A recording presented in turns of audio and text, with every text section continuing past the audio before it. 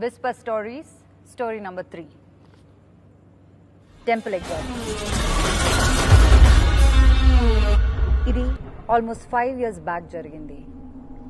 ఇండియాలో ఒక ఫేమస్ టెంపుల్కి నేను మా ఫ్రెండ్స్తో వెళ్ళాను.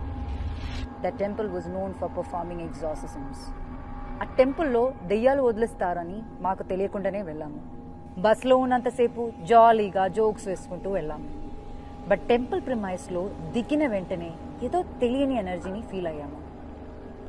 అందరం లోపలికి వెళ్ళి దర్శనం కోసం లైన్లో నిల్చున్నాం. అక్కడ మాకు మా ఏజ్ గ్రూప్ వాళ్ళు కొంతమంది కలిశారు. And they started saying stories about how powerful the temple is for exorcism. Not exaggerating, but వాళ్ళు మాకు స్టోరీ చెప్తుంటే గూస్ బంప్స్తో బాడీ షివర్ అయింది. స్టోరీ అలా ఎండ్ అయిందో లేదో టెంపుల్కి వెస్ట్ సైడ్ నుంచి పెద్ద పెద్ద అరుపులు వినిపించాయి.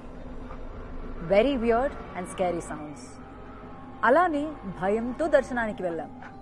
అంత నెగటివ్ ఎనర్జీ ఉన్న ప్రిమైసెస్ నుంచి అలా దేవుణ్ణి చూడగానే ఒక్కసారిగా పీస్ అండ్ కామ్నెస్ వచ్చింది. దర్శనం అయిపోయాక నేను అలా టెంపుల్ ముందు ఒక 2 to 3 సెల్ఫీస్ తీసుకున్నాను. సడన్ గా అవుట్ ఆఫ్ నోవేర్ ఒక లేడీ నా సెల్ఫీ ఫ్రేమ్లోకి వచ్చింది. ఒక్క సెకండ్ భయపడి ఫోన్ తీసేసి చూశాను.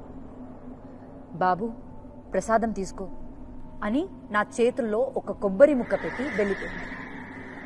నేను ఆ ప్రసాదం తిని ట్రిప్ ఫినిష్ చేసుకుని ఇంటికి వచ్చేసాను.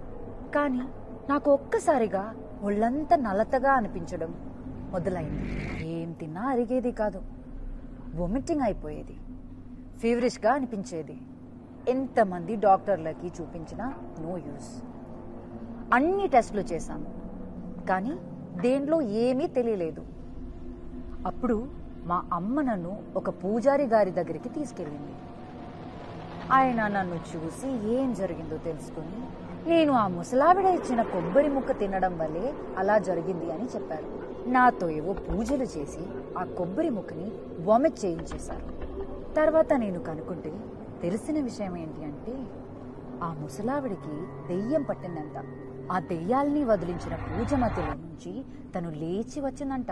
ఆ ప్రాసెస్ లో భాగంగా తనకిచ్చిన కొబ్బరి ముక్కని తను నాకిచ్చింది. ఆ రోజు నుంచి బయట వాళ్ళు ఎవరైనా ఏమన్నా ఇస్తే తినడానికి 1కి 10 సార్లు ఆలోచిస్తున్నాను. ఆ సంఘటన మాత్రం నేను ఎప్పటికీ మర్చిపోలేను. ఇప్పుడు మీరు చెప్పండి, తెలియని వాళ్ళు ఎవరైనా మీకేమైనా ఇస్తే మీరు తింటారా?